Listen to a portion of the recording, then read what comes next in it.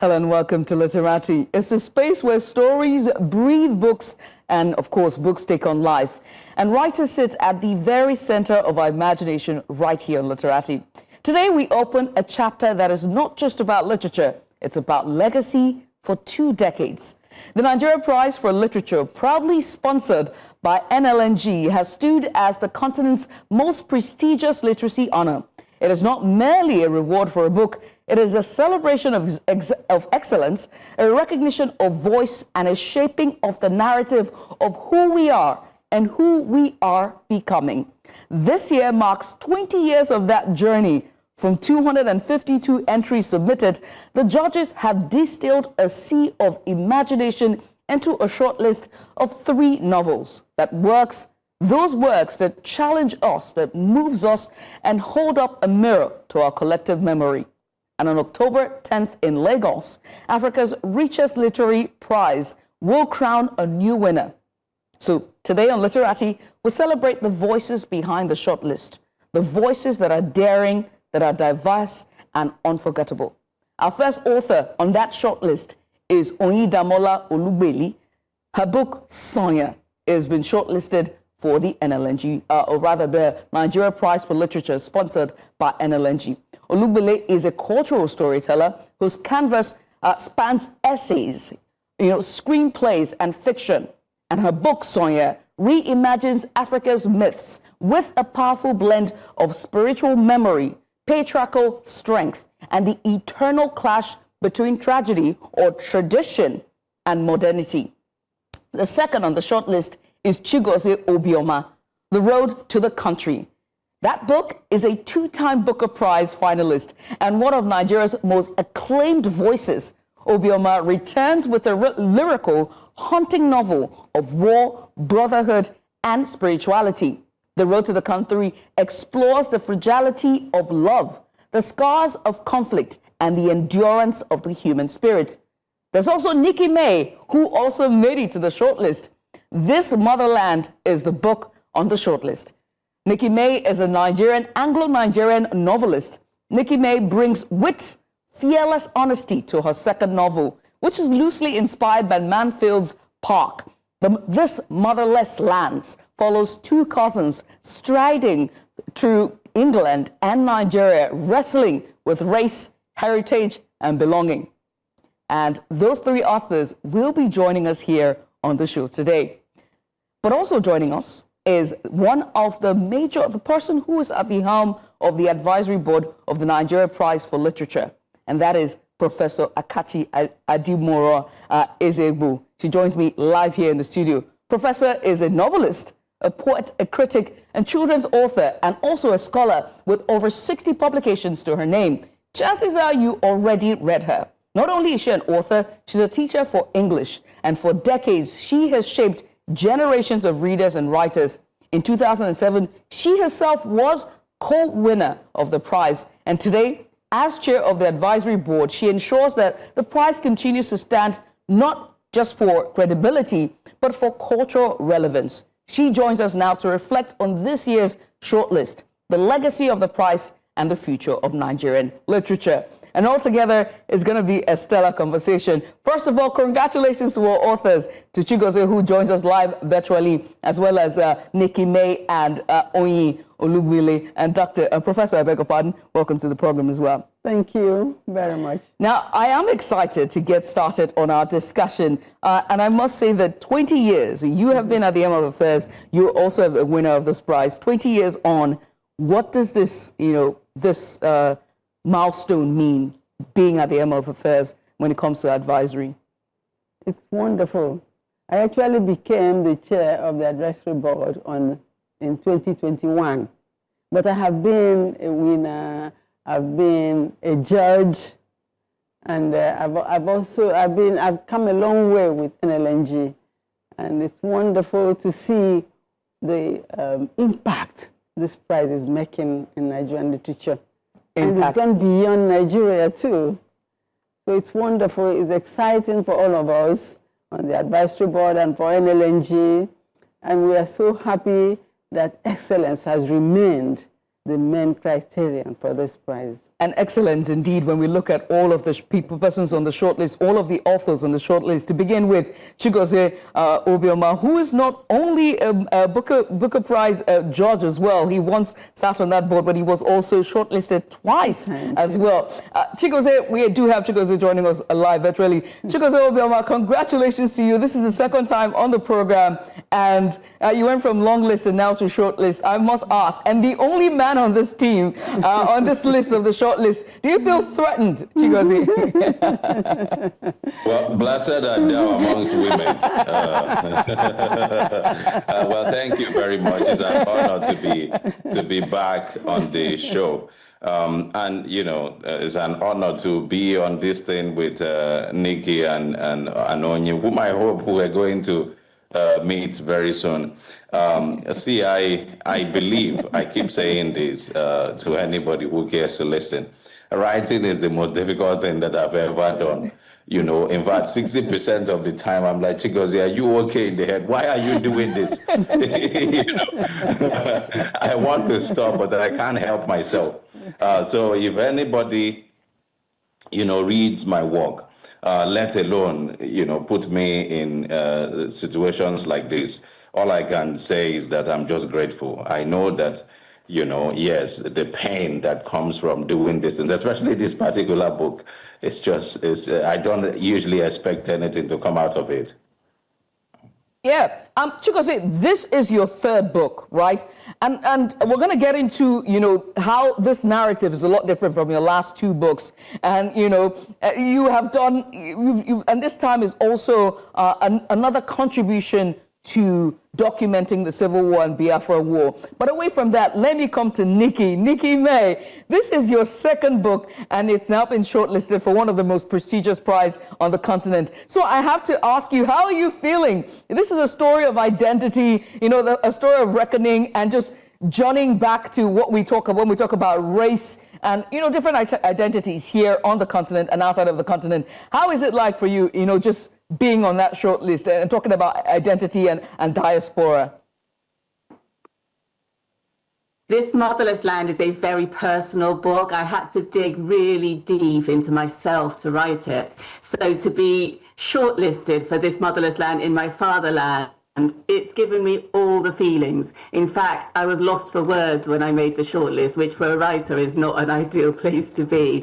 And I think I finally made my father proud 40 years after dropping out of medical school. But really, I think to be a writer, like Chigozie said, you need to be a slightly strange person. You need that combination of insecurity and arrogance to meld together in the perfect alchemy, which is very difficult. Chigozie is right. Writing is extremely hard. And as far as I'm concerned, I'm already a winner. I was a winner when I was longlisted. I'm now a super winner being shortlisted. This is what every writer dreams of. And to have it happen in Nigeria is overwhelmingly brilliant. Indeed, overwhelmingly brilliant. And I cannot wait for you to come back to the motherland so we can have you on this seat that Professor is sitting down, and so we can have a chat on not just your first debut, which is Wahala, as well as, but also the Motherless Land, which I absolutely love. But let me come here back into studio. We were supposed to have Onyi, but we'll try to establish communication with her. We have Onyi. I've been informed we do have Onyi. Oyindamola Olugbile is the third person on the short list, and this is her debut book, and it's called Sonya. Onyi, first of all, congratulations to you. You're the only debut that's gone all the way to the short list, if I'm correct, Professor. And so I do have to ask, yours is gender bending, reimagining one of the most important mythology when it comes to the Yoruba oncology. But you have reimagined that and made it, so brilliant for a debut book. How does it feel, to be on that short list? Exciting, actually. It feels amazing. It feels amazing. And honestly, when you were listed, I mean, looking at the journey so far, writing Sonya and getting here, did you ever imagine, that this book would take you off, or even the reception of the book?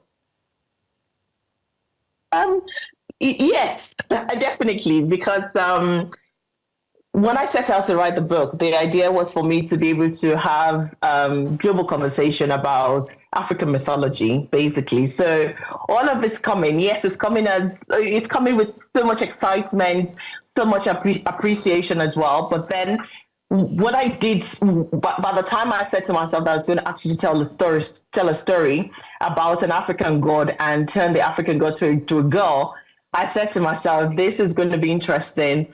And I just really want to know what the world thinks about this. Yes, so yeah. Right. Again, congratulations. But let me come back to the studio. You. All three of, when we look at all the shortlist, everyone's stellar. Second book, third book, debut book, and everyone winners in their own right. But to get here, we had to go through 252 submissions.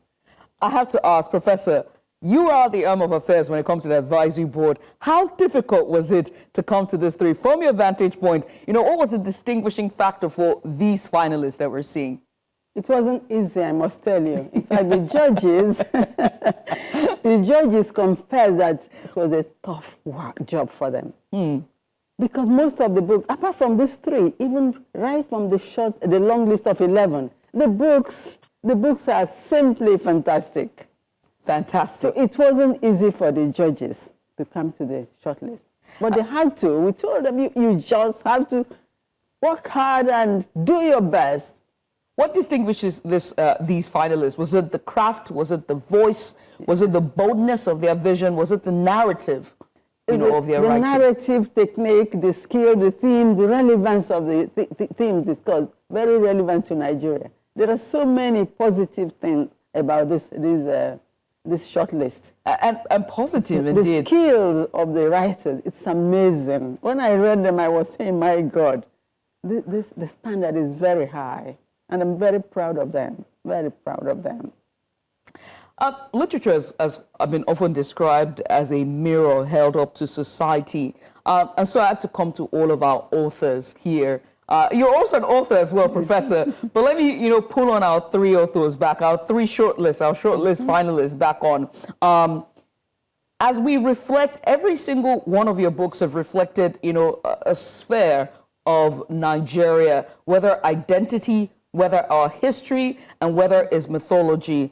And so I have to ask you, for every single one of you, and for your readers and everyone who's watching at home, when you set out to write these books, and now being on the short list, with where we are at a crossroad at 65 years of independence, for each one of you, and I'm going to start with you, Chigozie. Unfortunately, I should start with ladies, but you're the only guy, so you go first, Chigozie. And yours is a document of our history, more like you putting forward, a bit of documentation for our history, but in a different twist to it.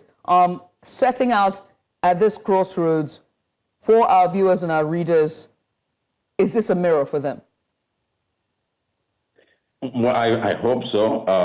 I would say as a caveat, though, that when I engage with fiction, I am not necessarily thinking of, setting up any message or anything. Believe it or not, I just often have this vision and I want to put something on the page. However, that said, the way that I framed the novel, it's supposed to, because of the sort of framing device. So you have a seer who receives this vision of Nigeria's descent into chaos in a vision over an 8-hour period in 1947. However, we know that the historical reality of Biafra takes place from 67 to 70. So by the time the vision ends and the battles have ended, and Igbala comes back out of his coven or whatever you want to call it, Nigeria is back into the darkness of pre-independence colonialism. So the Union Jack is everywhere. So it's, in some ways, the entire vision becomes like something that has not yet happened, the war itself. So it becomes like a warning. I think one can read into the work and make a statement such as, what is happening in Nigeria now, writ large in, the is it, you could say, the marginalization of the poor, or some regions of the country, the minority groups, even the lack of security, the graft and corruption. All of these were what incited the rebellion in 1966 that led to the war. So the same infrastructure of decay is still read in the country. So, which means that in some ways the novel can act as a sort of a warning to those sort of dynamics. When you think about it, still and always still, it is a mirror when it comes to literature. And let me come to you, Nikki. Nikki, your submission, or rather The Motherless Land, is about identity, but most importantly, some of the Nigerians we forget in the frame of Nigeria and its people and what we look like. I think that's my own interpretation for myself. And a very aptly titled Motherless Land, that reconnection back home or finding your roots. And so for our readers and our viewers, you know, what is that mirror for you with The Motherless Land? Is it the same identity and capturing, you know, the faces that we sometimes forget when we talk about Nigeria? I think so. I think a lifetime of code switching between my two homes, I'm half Nigerian, half British, has made me rather obsessed with identity and with belonging. And it's taken me a whole lifetime to come to a place where I feel I am fully Nigerian rather than just half. And I think a lot of times other people decide what you are rather than you having an opinion. So I wanted to show that. I also wanted to show how, whilst things can be very different in both my homes, some things are very much the same. Privilege, prejudice, racism, or tribalism, sexism. They are so similar. We have Long Leg in Nigeria, we have the Old Boys Network in England. I also find that many books set in Nigeria are quite reductive and quite flattening, and I thought it would be fun to show through two people's eyes, my protagonists Liv and Funke, looking at each other's countries. So when Liv comes to Nigeria, her views are shaken. It's not what she expects. And when Funke comes to England, her views are completely destroyed. It's not the wonderful land of Enid Blyton that she imagined. She's hugely disappointed with the grey weather, the bland food, and the condescending people. So when I write, I set out to entertain, but I think if it makes one person question their prejudice or own their privilege, then that's a bonus point. I've also been overjoyed that at least once a week a reader reaches out to me on social media, someone I've never met, and says my book has made them want to visit Lagos. And to me, that's an extra big tick that always makes me really happy. More people to join the Lagos traffic. I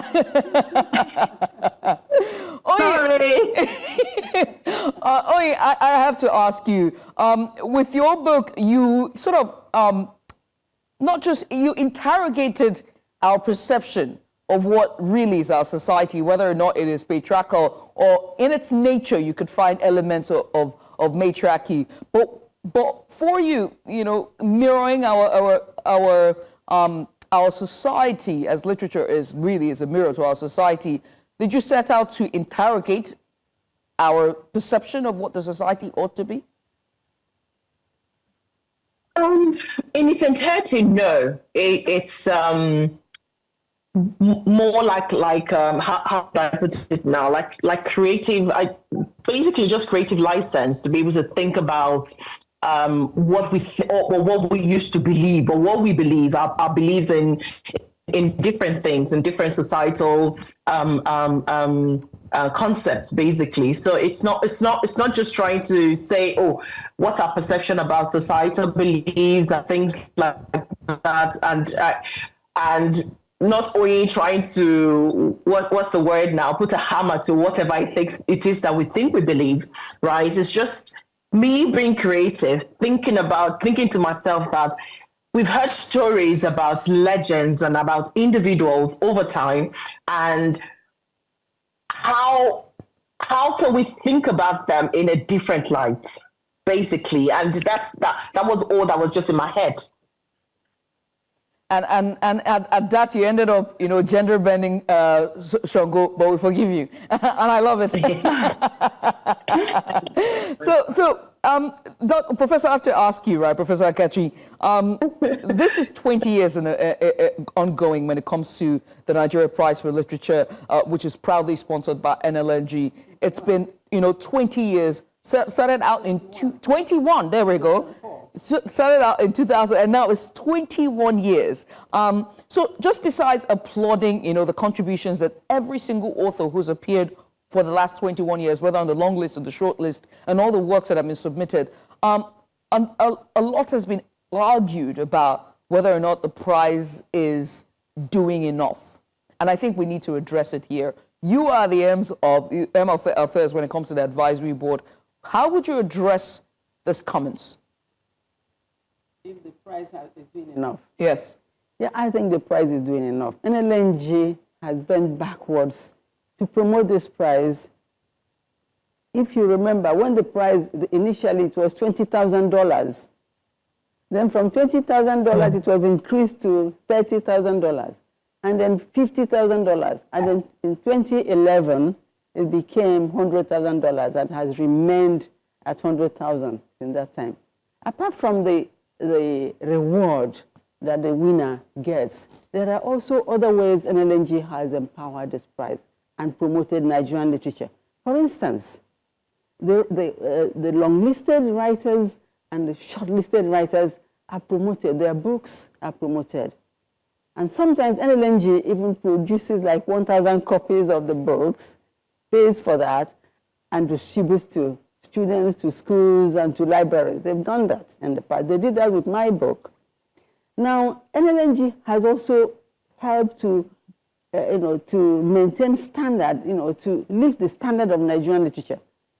If you saw what happened at the beginning, sometimes the books were accused of having typos or some errors, whatever. But today, honestly, when I read these books, I am really amazed at the quality of the editorial quality, the editing. You can hardly find any error in these books. And they are also beautifully produced because production quality is part of it. Sometimes books are produced shoddily, but you can see these books, how well they are produced. The standard, is like what you have overseas. So Nigerian literature is growing by leaps and bounds, and we're very proud of that.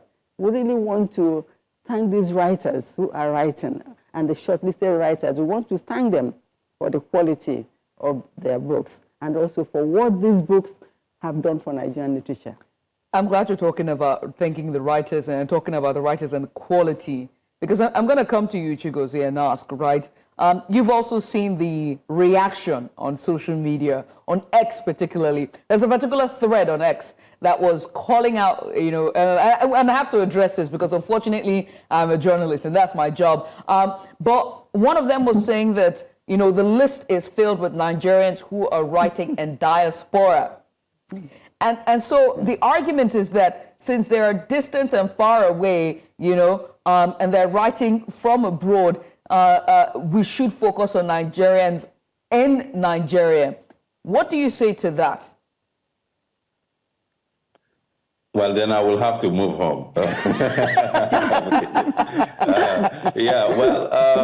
I see, it's not up to me to have an opinion on that. However, if you ask me what my two kobo is, I think that we are sometimes the product of what life gives us.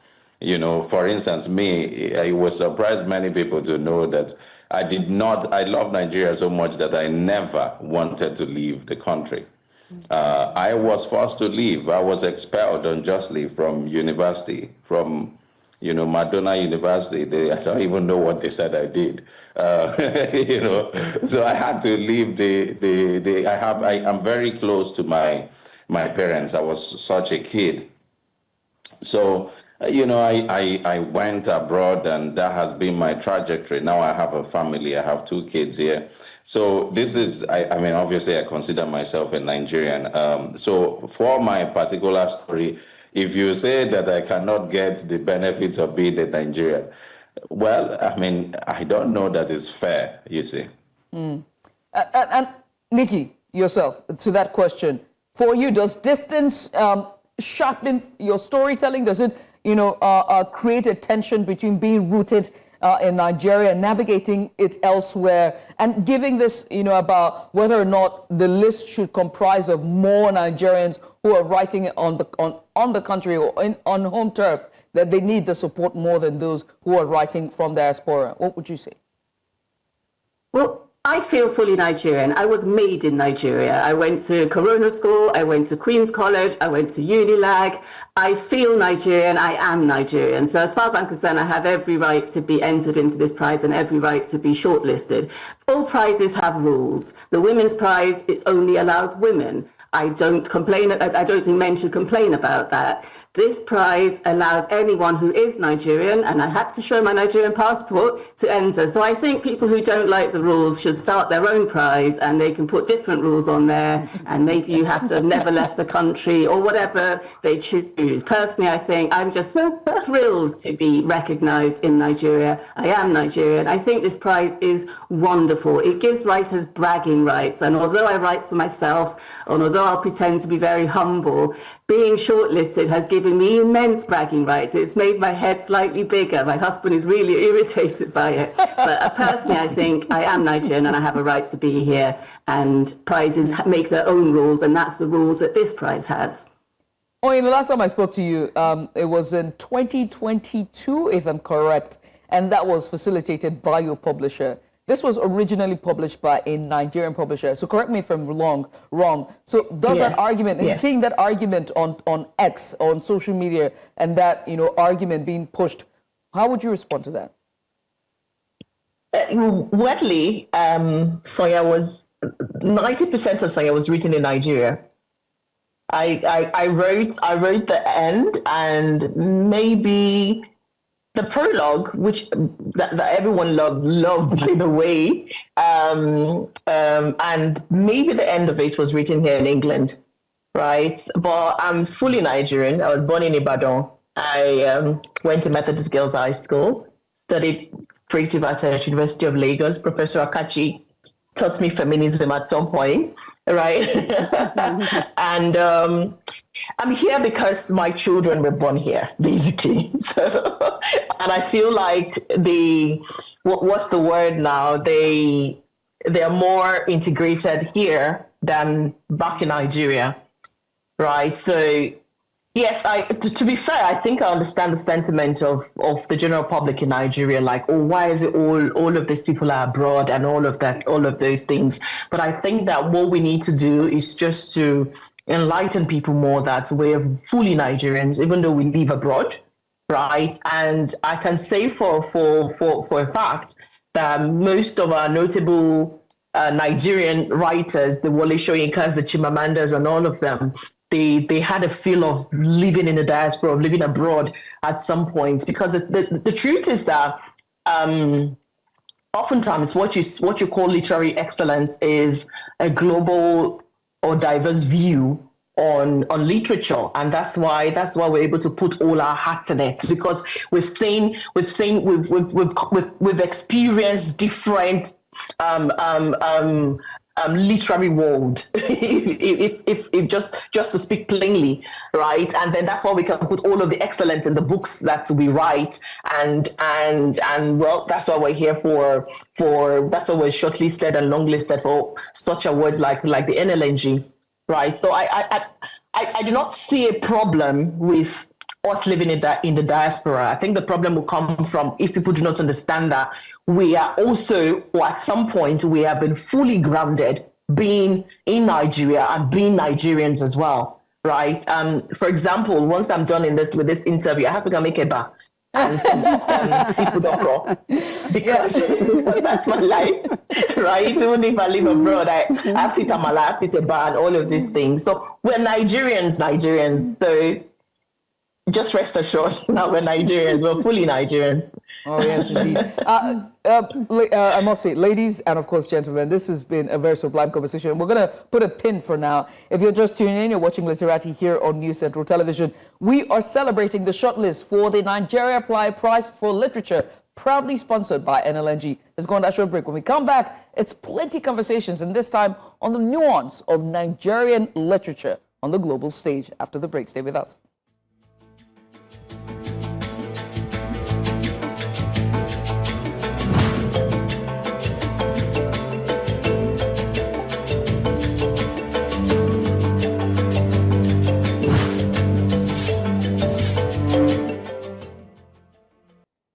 And you're welcome back to Literati here on News Central Television. My guests today are the shortlist finalists for the prize, the Nigerian Prize for Literature, which is proudly sponsored by NLNG. First, we have Chigozie Obioma, the man amongst the very successful women, I would say.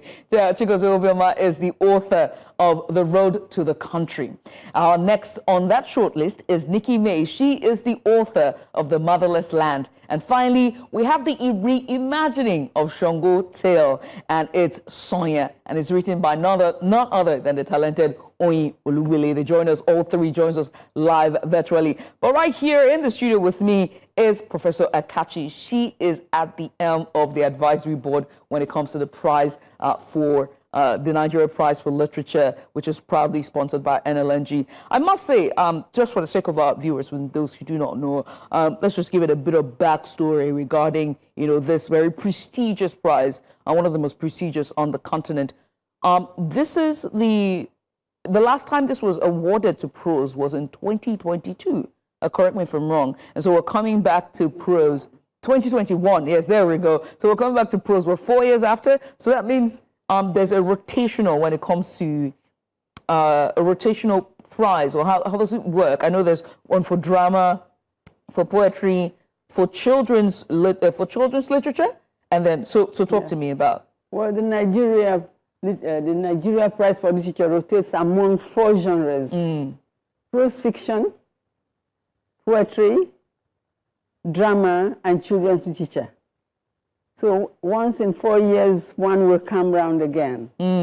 So last year it was children's literature, and now we are back to prose fiction. That's what is happening. You are an educationist. The majority of your career was dedicated to education. And I was saying before the break, when we went on break, that I had the opportunity of not just reading your book, but also watching you do your thing inside the lecture room, but also during our conference, the English and Literary Studies Department conference that was held every year in Calabar, Cross River State, from the University of Calabar. And so I want to talk about, the place of literature as an educationist, the place of all of these genres when it comes to educating, our younger generation. Yeah, one thing I can say about literature is that it enriches lives, There's nothing that enriches life like literature, because it tells human stories. It talks about what was, what is, and what will be. That's the amazing thing about literature. And that was why Aristotle said that literature is superior to history, because history mostly tells you about the past, but literature tells you about the present, the past, and also the future. A writer can imagine what will happen in future. This is what amazes me about some of the literature we have, not only on this list, but even other books we have read. A writer can project. I don't know if you ever read a book called 1984 by George Orwell. By John Orwell. No, he imagined what will happen in future. And what is the surprising thing is that many of the things he imagined in that 1984 happened over the years. So that's one thing about literature. It enriches our lives. It teaches us about human nature, human life. It teaches us about everything, myth, reality. That's the amazing thing about literature. And I think that is one thing Nigerian literature has done. And are you surprised that many of our writers, who have, writers like Chinua Achebe, Wole Soyinka, Tomi Oshofiso, there's so many others I can go on and on mentioning them. They have created literature that has gone beyond our environment. Imagine the world. This is what Achebe meant when he said to be truly local is to be universal. So when you imagine your local environment, your locality, as these writers have done, you now create something that is totally universal. So when you read a great work produced by a Nigerian writer, it universalizes, it's universal. Anyone, anywhere in the world will understand this work and appreciate what it says. So that is one thing that literature does. Thank you for that submission, Professor. Again, Professor, I mean, it's literally, your job, because as you captured it so brilliantly, it takes me to my next question, which I'm going to come to our authors, and I'll start with you, Chigozie. In your earlier submission, you said that, writing is not an easy task. It's by far the most difficult thing, to ever do. But time and time again, authors and writers have been forced to, between creativity and survival, right? And so to those who look to you, but most importantly, to share your journey, how have you able to push back and still retain that creativity? Every single one of your works have been celebrated. Chigozie, I mean, the long and short of it is, please share your recipe. Please, what did you put in your stew? Hot soup for us.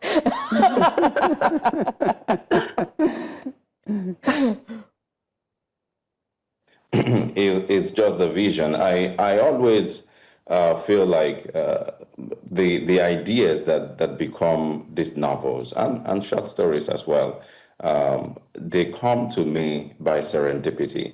So for me, I think it's just being very observant and attuned and alert. It's like be open-minded in a weird way. Of course, to some sort of muse or whatever you want to call it. Is it the creative spirit that is in or energy that is in the air? An example is, take my first novel, The Fisherman, for example. I was writing 2 other books, and I was in Cyprus at the time. I was hustling, and I just had a normal call with my dad, and he was even more frustrated that day. He was like, Chigozie, why didn't you call us? You are abroad, everybody's here, we're worried about you. So it wasn't even a good call, but somehow, by the time he put down the phone, he mentioned something that just stuck with me. And he just said, your 2 brothers are now best friends. They are going to some vacation somewhere, I think in Port Harcourt. And that was it. I finished that call. I had this vision. Because when they were growing up, they were enemies. They used to beat the crap out of each other. So I just began to imagine how come that they are now best friends. And that's the novel that, everybody reads today and says this. And it just came by just me being open to the idea in the moment. And something just flips. So that would be my first thing. Obviously, the other advice is to read as a writer, which is many things, so to speak. To read as a writer is to engage with a particular text, to inquire what is the structure, how are these decisions made? Because at the end of the day, writing, like any creative art, is decision making. If you look at any novel that you like, there are 1 billion ways in which the novel can begin and end. But you have to make a particular decision to start at a particular point. So you coming to acquire the skill to be able to do that internal radar, to be able to tell or navigate those questions of craft, comes from very serious and intentional reading. Intentional reading, indeed. Oyi, let me also ask you about, perseverance, originality, and staying true to your creativity in spite of, the shortfalls or the journey, when it comes to writing, which is very daunting. Very quickly, your counsel, what would that advice be? I think you said it, the perseverance. You really need to persevere, right?